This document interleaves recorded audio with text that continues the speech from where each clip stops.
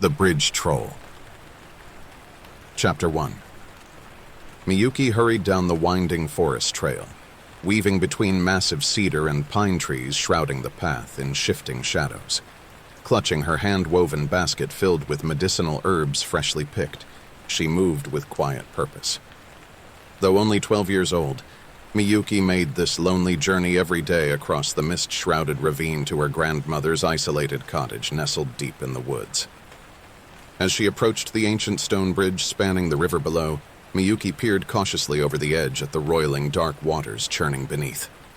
According to local legend, this was where an oni, a malicious troll, dwelled, lying in wait under the arch to prey upon hapless travelers. None in living memory had ever glimpsed the elusive creature, but ominous stories persisted of those unfortunate souls who went missing after passing over the bridge, never to be seen again.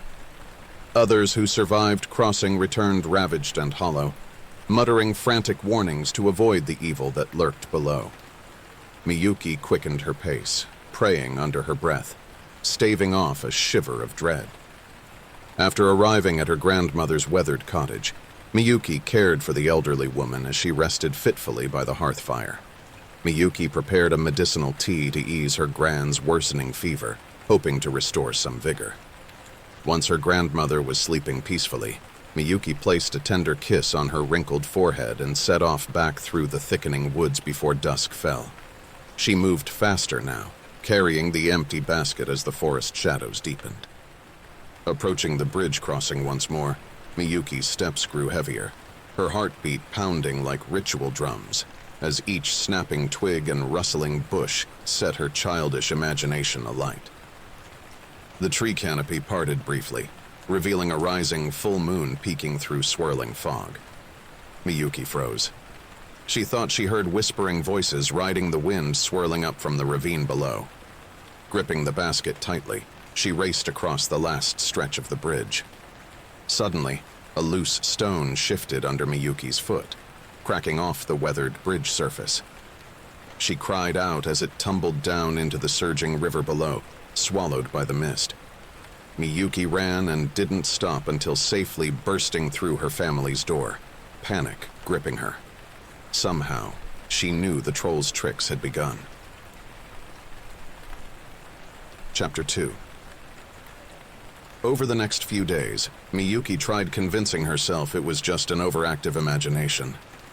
But a creeping unease lingered, sinking into her bones. On her daily travels, disconcerting incidents continued to occur. One crisp autumn morning, enormously gigantic footprints appeared sunk deep in the muddy riverbank along her route, far larger than any man or beast known in these parts. Miyuki gaped at the shape and size, feeling prickles of dread. Another day, she found a tangle of fallen logs deliberately dragged to block the narrow forest trail ahead, forcing her to painfully climb over their spiky branches. Once, Miyuki froze as a chorus of unnatural howls erupted from the shadowed woods when no person or animal was near.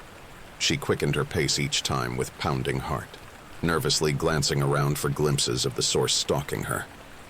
On a rainy evening when Miyuki was returning later than usual, another chilling howl pierced the air closer than before. Heart lurching, Miyuki broke into a panicked run, the contents of her basket tumbling into the mud. She didn't stop fleeing until safely indoors once more, barricading the door against the unseen menace. That night, Miyuki peeked out her moonlit window into the inky darkness beyond while her parents slept. A shifting, formless shadow drifted across the tree line, far larger and more ominous than any ordinary villager. Miyuki knew then with chilling certainty that the ancient evil troll dwelling under the bridge had marked her. She crawled into bed clutching her covers tight, wondering how to make it stop before something far worse happened. Chapter 3. Miyuki knew she had to directly confront the lurking evil troll and force it to cease its frightening torment of her. But the elusive creature never fully showed itself except in fleeting shadows and strange noises. After much thought, Miyuki devised a risky plan. She would offer herself as bait after sundown, venturing right up to the ancient bridge's edge at night in order to lure the troll out from its lair. Her older brother Hiro pleaded with her not to, thinking it far too dangerous. But Miyuki was adamant, determined to face the monster on her terms. That moonless night, Miyuki set out alone towards the forest bridge shrouded in inky darkness. Nerves rattled but resolve hardened. She forced leaden legs to carry her up the weathered stone steps onto the narrow span. Miyuki inched as close to the rocky precipice as she dared, peering down into the void swirling below. "I know you're lurking down there, troll," she yelled into the shadows, surprised at the steadiness of her own voice. "Come out now and face me, monster." At first, only silence followed her shouted demands. Even the forest noises hushed. Miyuki wondered with dread if she had made a terrible miscalculation. Then, creepy subterranean laughter echoed up from the depths, growing louder until a hulking, misshapen form ascended into view. Miyuki staggered back but stood her ground as the troll spewed guttural threats, demanding a sacrifice for safe passage. She stared the monster down, loudly refusing to relent or cower despite trembling knees. A tense battle of wills ensued as the troll offered her a wicked bargain, her life freely given in exchange for being granted unharmed crossing. Appearing to go along meekly, Miyuki bid her time, verbally sparring with the vile creature, hoping to exploit some weakness and outwit the behemoth. But too soon the eastern sky glowed with morning light, forcing the troll to retreat growling back into its lair. Miyuki raced home on pure adrenaline, but knew in her pounding heart this was far from over. Chapter 4.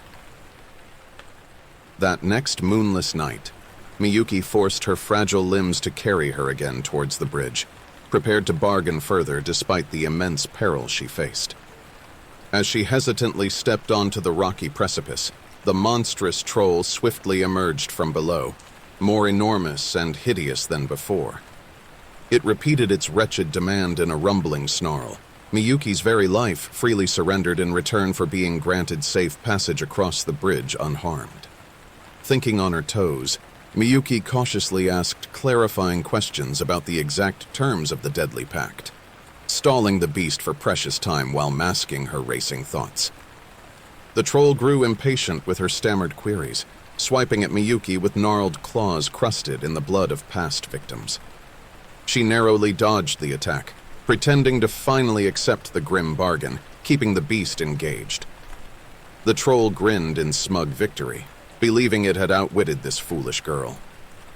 Just before completing the vow, Miyuki noticed the troll averting its inky black eyes from the bright full moon hanging above the tree line. Acting on instinct, she subtly angled her lantern higher, reflecting its luminous beams directly onto the troll's craggy skin. The creature recoiled and howled in agony as the pure light seared its unnatural flesh. Seizing this distraction, Miyuki darted swiftly past the blinded monster without hesitation, releasing her crimson hair ribbon so it lost track of her. She raced recklessly across the remainder of the bridge to the safety of the far bank, pushed by terror and exhilaration. But Miyuki knew in her pounding heart the cunning troll would not forget her trickery once it recovered. She had only one chance left to finish this. Chapter 5. At the crack of dawn, Miyuki raced along the forest trail back to her ailing grandmother's cottage, knowing she likely didn't have long before the wrathful troll would come seeking vengeance upon her for tricking it. She arrived at the isolated cottage to find her grand's condition had taken a drastic turn for the worse overnight. The elderly woman lay pale and shivering on her futon, eyes closed and breath coming in faint rasps. Working swiftly, Miyuki revived the embers and prepared the medicinal tea, gently raising Gran's head to help her drink the murky liquid. As the sun gradually sank below the horizon, tinting the sky crimson, Miyuki knelt anxiously at her grandmother's side. At long last, the elderly woman's eyelids fluttered open as she gained a measure of sustained strength from Miyuki's herbal efforts. Weakly smiling up at her granddaughter, Gran squeezed Miyuki's smooth young hand in silent gratitude. Miyuki embraced her grandmother delicately but tightly, wishing time would freeze in that tender moment. But she knew she had to depart and face the troll one final time. in order for both Miyuki and her gran to have any chance of seeing another dawn. Reluctantly, Miyuki pried loose her grandmother's frail fingers, grabbed the lantern, and set off into the night alone with legs weighed down by dread. As expected, the bridge was blocked by the colossal roaring troll, now beyond rage at Miyuki's trickery, and determined to exact revenge. Miyuki forced leaden feet to carry her onto the precipice, mustering every last shred of courage as the infernal creature thundered towards her. With no tricks left and no bargaining power, she closed her eyes, visualizing her sleeping gran. Miyuki remembered who she fought for, and leapt wildly over the rocky edge into the misty abyss and swirling river below. The selfless act of faith caught the troll off guard. It howled in bitter frustration from atop the bridge as Miyuki's petite head finally emerged, coughing downstream on the far shore, mud-caking her bedraggled hair. Gran's enduring love had given her the power and will to defeat evil when needed most. Though the vile troll retreated back under the bridge defeated for now, Miyuki sensed the lingering supernatural threat now etched into her bones. It had not forgotten her bravery and cunning. But she clutched Gran's amulet around her neck, knowing that as long as hearts stayed true, good could yet triumph, even in the darkest of days to come. Hey everyone, if you're enjoying these spine-chilling stories, do me a favor. Hit that like button and smash subscribe. It helps to keep the horrors coming your way. Don't forget to ring the bell so you never miss a scare. Thanks for watching. The Whistling Village. In the waning light of day, an intrepid traveler named Keitaro found his course diverted by an unexpected fork in the road. His map provided no guidance on this unmarked divergence, and with the sun dipping low and the air growing chill, he chose the path that seemed more trodden, hoping it would lead to a village where he could find rest for the night. As twilight descended into an inky embrace, Keitaro's journey brought him to the edge of a dense fog that rose like a wall from the earth itself. He hesitated, knowing the dangers of wandering blind in unfamiliar woods, but the forest behind him whispered with an unsettling rustle that urged him forward. Taking a deep breath, he stepped into the mist. The fog was like a living thing, cold and damp, coiling around him, obscuring the path and making his lantern light but a feeble halo in the gloom. Time stretched and warped in the white void until Keitaro wondered if he had stepped out of the world he knew. Just as panic began to set in, a clear whistle, a single sustained note, pierced the silence, guiding him like a beacon. Following the sound, Keitaro emerged from the fog into a clearing where a village lay cradled in the valley's gentle fold. It was a scene from a bygone era, with thatched roof cottages and stone pathways lined with flowering brush and overhanging willows. However, the village was eerily quiet, the silence broken only by a complex tapestry of whistles that seemed to echo from every shadow. Curious and desperate for human company, Keitaro made his way down the cobblestone street. The villagers regarded him with cautious stares, their lips pursed in song, a symphony of whistles that carried the cadence of speech. Each person he passed contributed a note to the air, a wordless dialogue that Keitaro could not hope to understand. At the village's heart stood a modest inn, where an elderly woman with a kindly face and silver hair greeted him. Her whistle was a melodic query, a welcoming tone that Keitaro answered with a weary smile and a bow, the universal language of gratitude. She led him to a simple but clean room where a handwritten note awaited him on the bedside table. In elegant script, it read, "After nightfall, heed the whistles, stay indoors." Night enveloped the village quickly, the whistling intensifying as darkness claimed the sky. From the window of his room, Keitaro saw no one in the streets, yet he felt the presence of others, a palpable sense of entities gathering just beyond the light's reach. The villagers' whistles grew more urgent, a chorus rising to a crescendo that seemed to both beckon and warn. Keitaro's heart raced as he realized the truth. The villagers were not merely conversing but performing a ritual, a musical incantation meant to soothe restless spirits that roamed under the cloak of night. The shadows near his window shifted, swayed, and swirled as if dancing to the haunting melody. The spirits, drawn by his living essence, pressed close, their ethereal forms nearly breaching the physical world. The whistling reached a frenetic pitch, a desperate plea woven in harmonies and trills, commanding the spirits to pass by, to leave the flesh and blood untouched. Keitaro recoiled from the glass, the note from the innkeeper clenched in his fist, a talisman against the encroaching darkness. Throughout the long night he lay awake, the bed a small island in a sea of song. The whistling wrapped around him, a protective cocoon that held the spirits at bay. It was a lullaby for the dead, ensuring the living saw the dawn. As the first light of morning filtered through the curtains, the whistling dwindled to a soft murmur, and the spirits retreated to their unseen realm. The villagers emerged from their homes, weary but alive, their faces marked by the weight of their nocturnal vigil.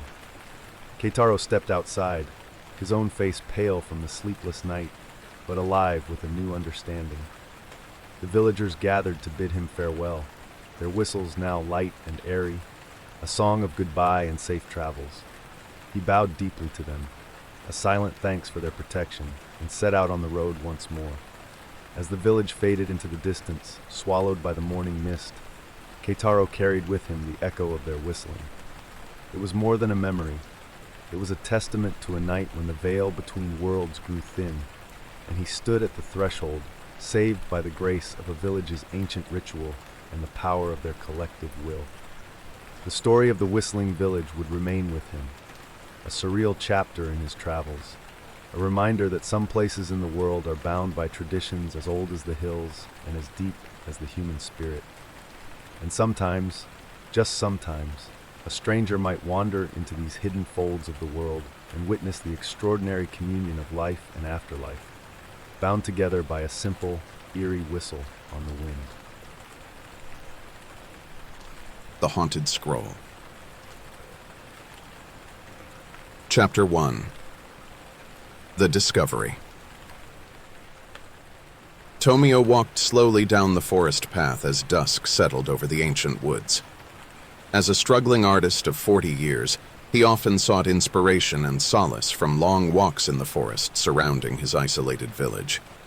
Though possessing great talent, Tomio struggled to find patrons willing to commission his unique stylized landscapes. Lean and lanky with piercing dark eyes and ink-stained fingers, Tomio had an air of intensity about him. Art was more than his passion. It consumed his spirit. His mind constantly swirled with visions he aimed to capture on silk scrolls and wooden panels. As the fading light filtered through the trees, Tomio stopped short. Half hidden in some underbrush lay an ornate wooden scroll case decorated with a golden dragon pattern that glinted despite a thick coating of dust. Kneeling down, Tomio gingerly picked up the case. His artist's eye immediately noticed the masterful decoration and artistry. With slightly trembling fingers, he popped open the case's latch and unfurled the intricate scroll painting within. Though faded with age, the flowing ink landscape of stormy mountains radiated beauty and brooding darkness. Tomio's mind raced, seeing the scenes that could unfold from this mysterious scroll. After carefully rolling it up, he hurried home, filled with inspiration.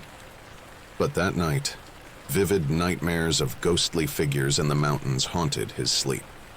Upon waking drenched in cold sweat, Tomio sensed a malevolent energy lurked within the scroll's beauty, but its creative pull was too powerful to resist. Chapter 2. The Creation. Over many sleepless nights, Tomio became obsessed with the haunted scroll's ominous beauty. He would sit for hours at his worn wooden work table, unfurling the ancient parchment to study the flowing brushwork and intricate details of the brooding landscape. The jagged ink-black mountains seemed to emerge from the page, looming large as cliffs over a storm-tossed sea. Tangled wisps of clouds wrapped around the peaks like grasping claws, trailing off into ghostly mists. Tomio's artist eye noticed subtle faces forming in the facets of rock, hinting at souls trapped within. He scarcely left his small, cramped cottage, often forgetting to eat or sleep as inspiration took hold of his mind. His own ink-stained brush flowed feverishly across bamboo paper as he worked to replicate the majesty and menace of the mountains that called to his artistic soul. Soon Tomio's humble cottage overflowed with scrolls and wall hangings bearing the mountain's likeness in all its grandeur. When occasional visitors came knocking, they remarked upon the brooding beauty of Tomio's new pieces, stunned by his sudden success. Word of the mysterious artist's dark landscapes began spreading through whispered gossip in town squares and palace halls. But late at night, when oily lamps sputtered low, terrible visions crept into Tomio's dreams. He walked through ghostly villages pillaged and burning, hearing faint screams and smells of blood thick in the air, seeing phantom blades clash by moonlight. Each morning he awoke with a start, cold sweat upon his brow, realizing the scroll commemorated something far more sinister than landscape. Carefully unfurling the tattered original parchment, Tomio peered at minute details within the storm clouds. A procession of soldiers, faint outlines of bodies, and realized these had been painted with precise brushstrokes too. The scroll's long-dead artist had immortalized great cruelty and violence within his creation. A feeling of dread knotted Tomio's stomach, but the scroll's sinister allure only strengthened like a sickness, heightening his obsession even as he cursed it. He reached again for inks and brushes with trembling hands, determined to unearth the scroll's secrets as another sleepless night wore on.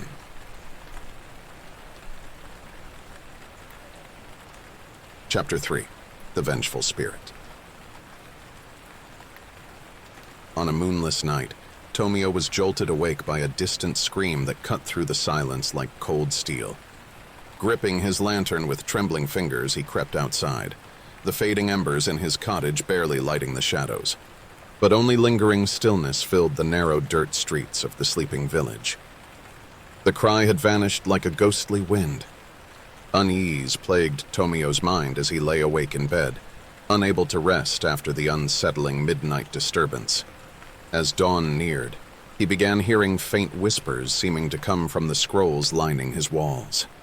Closing his eyes, he made out harsh voices recounting ancient battles, screams of the dying, the ring of clashing swords, a phantom chorus growing louder, more violent. Tomio realized then that the dark spirit sealed within the ancient scroll had awoken, stirring from its painted slumber to haunt the living once more. The ghost sought to recreate its gruesome past. Over the following days, a series of brutal murders around the countryside mimicked crimes once committed by the merciless warlord memorialized in Tomio's treasured scroll. With growing dread, Tomio pored obsessively over every inch of the artwork for clues, desperate to understand this supernatural evil now made flesh. Through meticulous inspection, he discovered the scroll's long-dead creator had been a monk, chronicling the warlord's bloody rampage in sober detail with hopes that recording such graphic evils would prevent future generations from repeating them. But the monk's obsession had only given the darkness more power, trapping the warlord's vengeful spirit forever in ink and parchment. Now released into the world, the enraged ghost was finishing the destruction and bloodshed started in life. Tomio knew he must stop the spirit before it slaughtered more innocents and fulfilled its grisly memorialized mission. But how could he defeat a phantom curse born from his own beloved art? Chapter 4. The Confrontation. As dusk fell over his candle-lit cottage, Tomio sat on the floor before the unrolled scroll trying to steady his breathing. He focused his energy on the landscape, silently probing the spirit's rage and pain portrayed in each brushstroke. Tomio knew he must understand the showing demon in order to quell it. Late into the night, Tomio heard ghostly voices arise from the parchment, growing louder and more venomous as the spirit prepared to kill again when daylight arrived. Gripped by desperation, Tomio grabbed his inkwell and brush with quivering hands. Dripping black ink, he swiftly painted intricate binding symbols along the scroll's borders to entrap the demon within the artwork. Unearthly screams suddenly shook Tomio's cottage down to its foundation as the wrathful entity tried breaking free of ink and paper.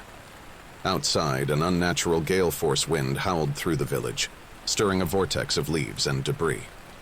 But the hastily drawn mystical bonds managed to contain the violent spirit once more within the scroll. Knowing this was only a temporary barrier, Tomio delved feverishly into ancient records about the bloodthirsty warlord's reign that were kept in the monastery archives. He pieced together the full tragic truth of betrayal and injustice that had fueled the spirit's vengeful destruction centuries before. Just minutes before midnight, Tomio confronted the scroll laid out before him. In whispered, trembling words, he explained to the entity that he now knew of the great wrongs that had stoked its timeless rage when it was a man of flesh and blood. But responding with more killings would only spread injustice further. This was a choice: either persist in violence unto eternity, or finally embrace peace after a long, tortured existence. A bone-chilling, inhuman wail erupted from the scroll, powerful enough to shake Tomio's humble cottage down to its very foundation. But as the first rays of morning light began to peek through the windows, the parchment fell silent once more. The tormented demon had accepted Tomio's truth at last. It was free from the chains of all-consuming hate that bound it for so long. Chapter 5. The Lesson.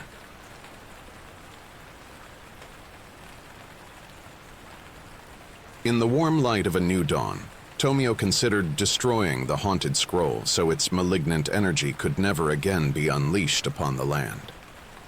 But he soon realized the artifact represented an important lesson that should not be erased. Within his cozy cottage illuminated by shafts of sunlight, Tomio created a small wooden shrine to house the scroll with reverence. He prayed that anyone who gazed upon its artistry reflect on how seeking revenge only breeds more violence, trapping the soul. As weeks turned to seasons, Tomio's own artwork shifted to focus on themes of hope, justice, and morality. His lush nature landscapes and scenes of village life were celebrated throughout the land for their uplifting beauty and messages of compassion. But Tomio never forgot the haunted scroll's dire warnings about glorifying darkness in art. He vowed to use his brushes solely to bring light into the world by inspiring people's humanity, not memorializing the cruel facets of human nature that sadly resided within all souls. Though the tormented demon sealed within the scroll was finally at peace after centuries, Tomio knew that new evils could one day rise again. So the scroll remained enshrined in his cottage, revered as both a masterwork and a reminder to maintain moral vigilance for generations to come. As an old man, when Tomio felt his own soul nearing its liberation, he selected his kind-hearted apprentice to take over the scroll's safekeeping. He hoped the young artist would carry on guiding others towards light for all time. When constructing the small shrine that would securely house the haunted scroll, Tomio carefully selected each material to achieve the perfect balance: gleaming cherry wood for its sense of purity and resilience, maple for balance and harmony, green jade and moonstones to emanate serenity. He engraved the shrine's base with intricate blessings for enduring peace, and designed the doors to seal tight as a drum. This would be a sanctum of both reverence and restraint. As an elderly man with silver hair and smoke-thin skin, Tomio hesitated for many days before finally entrusting his kind-hearted apprentice Haruto with the scroll's safekeeping. Though Haruto had proven his patience, wisdom, and strength of spirit over many years of mentorship, Tomio still feared the gravity of passing protection of such a dangerous artifact to another soul. One tranquil evening, as fireflies danced outside the cottage doors, Tomio shared sake with Haruto and searched deeply into the young artist's eyes filled with sincere compassion. In that moment, Tomio knew Haruto would protect the scroll just as he had, with honor, vigilance, and humility. Tomio breathed his relief at finding a worthy successor. In the decades since the haunting, Tomio's own artwork had shifted dramatically to focus on subjects symbolizing justice, hope, and redemption. Where once his brushes produced ominous jagged mountains and storms that spiraled violently, now he painted flowing rivers, golden fields of rice, and sakura trees exploding with pink blossoms in spring. He spent his final years producing scrolls and panels filled with luminance, seeking to use art to illuminate the goodness within human hearts.